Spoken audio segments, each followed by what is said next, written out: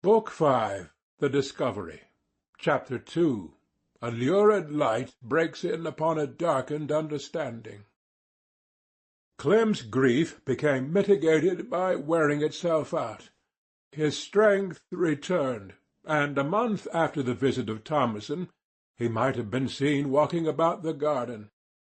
Endurance and despair, equanimity and gloom, the tints of health and the pallor of death, mingled weirdly in his face. He was now unnaturally silent upon all the past that related to his mother, and though Eustacia knew that he was thinking of it none the less, she was only too glad to escape the topic ever to bring it up anew. When his mind had been weaker, his heart had led him to speak out, but reason having now somewhat recovered itself, he sank into taciturnity. One evening, when he was thus standing in the garden, abstractedly spudding up a weed with his stick, a bony figure turned the corner of the house and came up to him. "Christian, isn't it?" said Clem. "I am glad you have found me out. I shall soon want you to go to Bloom's End and assist me in putting the house in order. I suppose it is all locked up as I left it." "Yes, Mr. Clem." "Have you dug up the potatoes and other roots?" "Yes, without a drop o' rain, thank God. But I was coming to tell ye of something else, which is quite different from what we have lately had in the family. I am sent by the rich gentleman at the Woman, that we used to call the landlord, to tell ye that Mrs. Wildeve is doing well of a girl, which was born punctually at 1 o'clock at noon, or a few minutes more or less. And 'tis said that expecting of this increase is what have kept 'em there since they have come into their money." "And she's getting on well, you say?" "Yes, sir. Only Mr. Wildeve is twanky because 'tisn't a boy. That's what they say in the kitchen, but I was not supposed to notice that." "Christian, now listen to me." "Yes, sure, Mr. Yeobright." "Did you see my mother the day before she died?" "No, I did not." Yeobright's face expressed disappointment. "But I seed her the morning of the same day she died."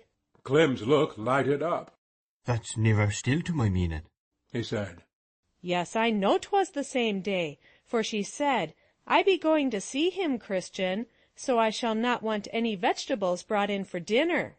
"See whom?" "See you. She was going to your house, you understand." Yeobright regarded Christian with intense surprise. "Why did you never mention this?" he said. "Are you sure it was my house she was coming to?" "Oh, yes. I didn't mention it 'cause I've never zeed you lately. And as she didn't get there, it was all naught, and nothing to tell." "And I have been wondering why she should have walked in the heath on that hot day. Well, did she say what she was coming for? It's a thing, Christian, I am very anxious to know." "Yes, Mr. Clem. She didn't say it to me, though I think she did to one here and there." "Do you know one person to whom she spoke of it?" "There is one man, please, sir, but I hope you won't mention my name to him, as I have seen him in strange places, particular in dreams.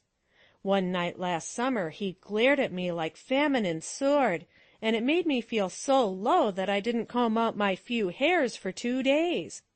He was standing, as it might be, Mr. Yeobright, in the middle of the path to Mistover, and your mother came up, looking as pale—" "Yes. When was that?" "Last summer, in my dream." "Pooh! Who's the man?" "Diggory, the Reddle man. He called upon her and sat with her the evening before she set out to see you. I hadn't gone home from work when he came up to the gate." "I must see then. I wish I had known it before," said Clem anxiously. "I wonder why he has not come to tell me."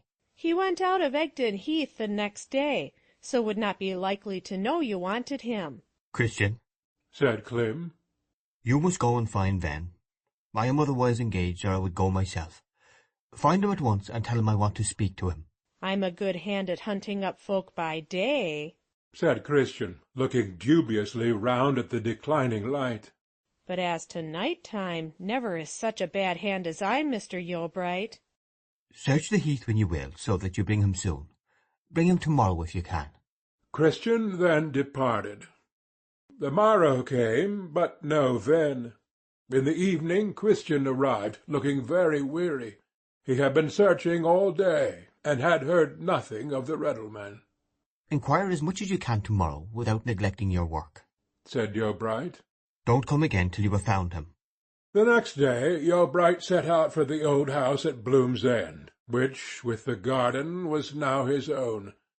His severe illness had hindered all preparations for his removal thither, but it had become necessary that he should go and overlook its contents, as administrator to his mother's little property, for which purpose he decided to pass the next night on the premises. He journeyed onward, not quickly or decisively, but in the slow walk of one who has been awakened from a stupefying sleep. It was early afternoon when he reached the valley. The expression of the place, the tone of the hour, were precisely those of many such occasions in days gone by, and these antecedent similarities fostered the illusion that she, who was there no longer, would come out to welcome him. The garden gate was locked, and the shutters were closed, just as he himself had left them on the evening after the funeral. He unlocked the gate, and found that a spider had already constructed a large web, tying the door to the lintel, on the supposition that it was never to be opened again. When he had entered the house and flung back the shutters, he set about his task of overhauling the cupboards and closets, burning papers, and considering how best to arrange the place for Eustatia's reception, until such time as he might be in a position to carry out his long-delayed scheme, should that time ever arrive. As he surveyed the rooms, he felt strongly disinclined for the alterations which would have to be made in the time-honoured furnishing of his parents and grandparents to suit Eustatia's modern ideas. The gaunt oak-cased clock, with the picture of the Ascension on the door-panel, and the miraculous draught of fishes on the base; his grandmother's corner cupboard with the glass door, through which the spotted china was visible; the dumb-waiter, the wooden tea-trays, the hanging fountain with the brass tap. Whither would these venerable articles have to be banished? He noticed that the flowers in the window had died for a want of water, and he placed them out upon the ledge, that they might be taken away. While thus engaged, he heard footsteps on the gravel without, and somebody knocked at the door. Yeobright opened it, and Venn was standing there before him. "Good morning," said the riddle-man. "Is Mrs. Yeobright at home?" Yeobright looked upon the ground. "Then you have not seen Christian or any of the Egdon folks?" he said. "No. I have only just returned after a long stay away. I called here the day before I left." "And you have heard nothing?" "Nothing." "My mother is dead." "Dead," said Venn mechanically. "Her home now is where I shouldn't mind having mine." Venn regarded him, and then said, "If I didn't see your face, I could never believe your words. Have you been ill?" "I had an illness." "Well, the change.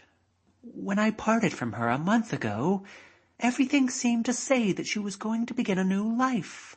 "And what seemed came true." "You say right, no doubt.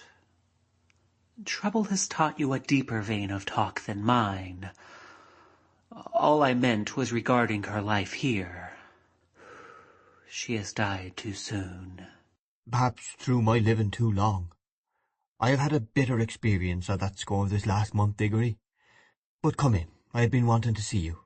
He conducted the riddle-man into the large room where the dancing had taken place the previous Christmas, and they sat down in the settle together. "There's the cold fireplace, you see," said Clym. "When that half-burnt log and those cinders were alight she was alive. Little has been changed here yet. I can do nothing. My life creeps like a snail." "How came she to die?" said Venn. Yeobright gave him some particulars of her illness and death, and continued, "After this no kind of pain will ever seem more than an indisposition to me. I began saying that I wanted to ask you something, but I stray from subjects like a drunken man. I am anxious to know what my mother said to you when she last saw you. You talked with her a long time, I think." "I talked with her more than half an hour." "About me?" "Yes. and it must have been on account of what we said that she was on the heath. Without question, she was coming to see you. But why should she come to see me if she felt so bitterly against me? There's the mystery. Yet I know she quite forgave ye. But, Diggory, would a woman who had quite forgiven her son say, when she felt herself ill on the way to his house, that she was broken-hearted because of his ill usage? Never. What I know is that she didn't blame you at all. She blamed herself for what had happened, and only herself. I had it from her own lips. You had it from her lips that I had not ill-treated her, and at the same time another had it from her lips that I had ill-treated her. My mother was no impulsive woman who changed her opinions every hour without reason. How can it be, then, that she should have told such different stories in close succession? I cannot say. It is certainly odd, when she had forgiven you, and had forgiven your wife, and was going to see you on purpose to make friends. If there was one thing wanting to bewilder me, it was this incomprehensible thing. Diggory, if we who remain alive were only allowed to hold conversation with the dead, just once, a bare minute, even through a screen of iron bars as with persons in prison, what we might learn! How many who now ride smiling would hide their heads! And this mystery, I should then be at the bottom of it at once. But the grave has forever shut her in. And how shall it be found out now? No reply was returned by his companion, since none could be given, and when Van left, a few minutes later, Clem had passed from the dullness of sorrow to the fluctuation of carking incertitude. He continued in the same state all the afternoon.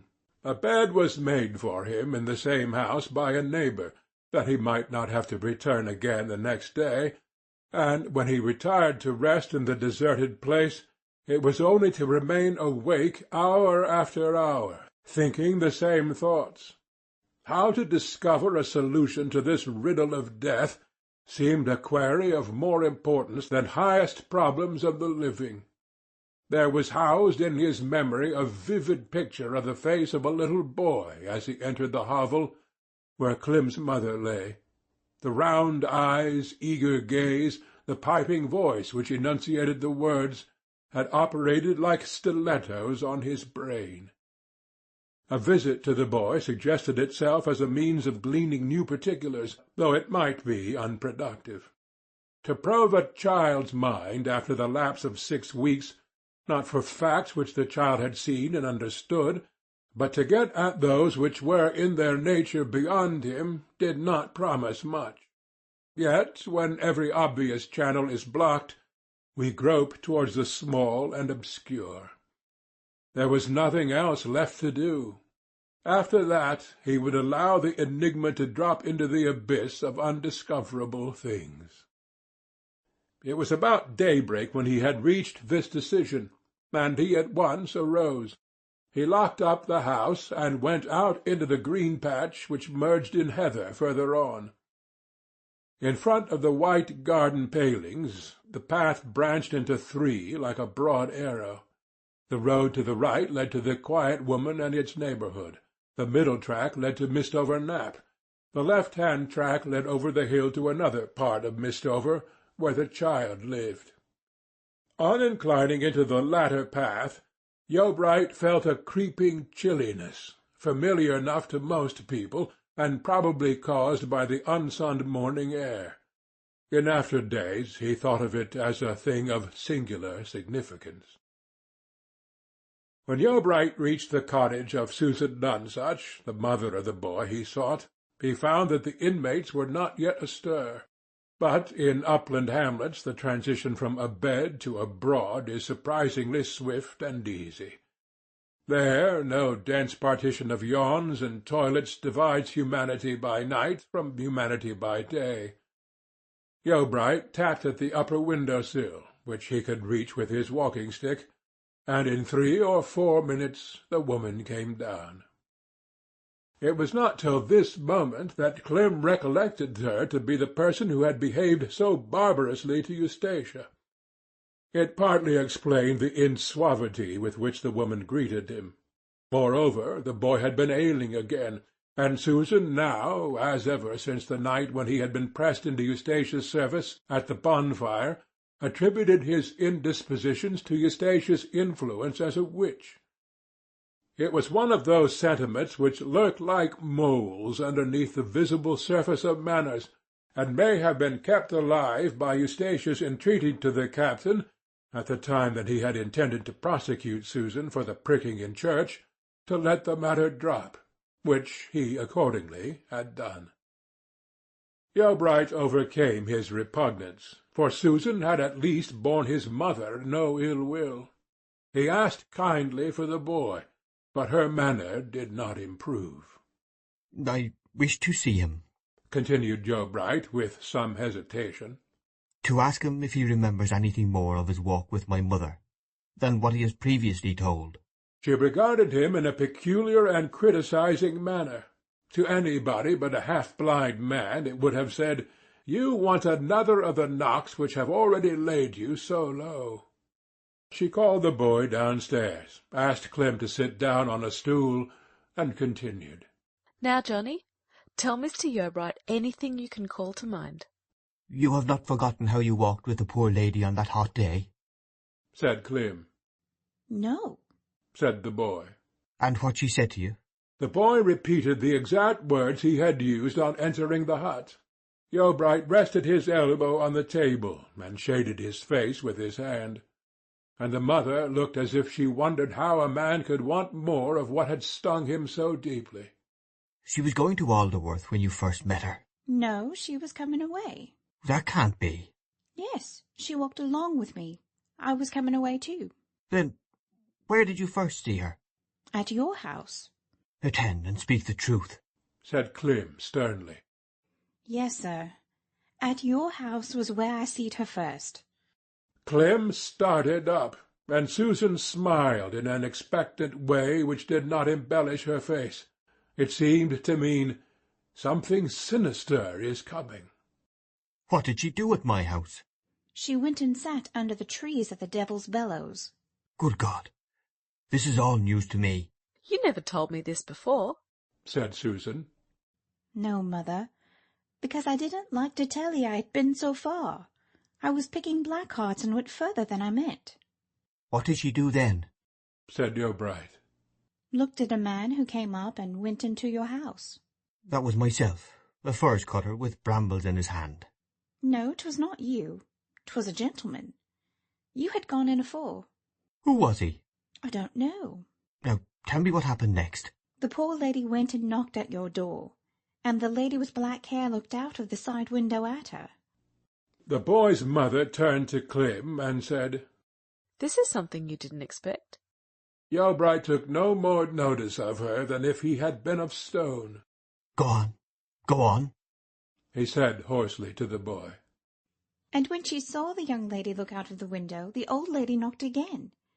And when nobody came, she took up the furze hook and looked at it, and put it down again. And then she looked at the faggot bonds. And then she went away, and walked across to me, and blowed her breath very hard like this. We walked on together, she and I talked to her, and she talked to me a bit, but not much, because she couldn't blow her breath." "Oh," murmured Clem in a low tone, and bowed his head. "Let's have more," he said. "She couldn't talk much, and she couldn't walk, and her face was, oh, so queer." "How was her face?" "Like yours is now." The woman looked at Yeobright and beheld him colourless, in a cold sweat. "Isn't there meaning in it?" she said stealthily. "What do you think of her now?" "Silence!" said Clem fiercely, and, turning to the boy, "And then you left her to die?" "No," said the woman quickly and angrily. "he did not leave her to die. She sent him away. Whoever says he forsook her says what's not true." "Trouble no more about that," said Clem with a quivering mouth. "What he did is a trifle in comparison with what he saw. Door kept shut, did you say? Kept shut, she looking out of window. Good heart of God! What does it mean?" The child shrank away from the gaze of his questioner. He said so, answered the mother. and Johnny's a God-fearing boy and tells no lies. Cast off by my son? No. By my best life, dear mother, it is not so. But by your sons. May all murderesses get the torment they deserve. With these words, Yeobright went forth from the little dwelling. The pupils of his eyes, fixed steadfastly on blankness, were vaguely lit with an icy shine. His mouth had passed into the phase more or less imaginatively rendered in studies of Oedipus. The strangest deeds were possible to his mood, but they were not possible to his situation.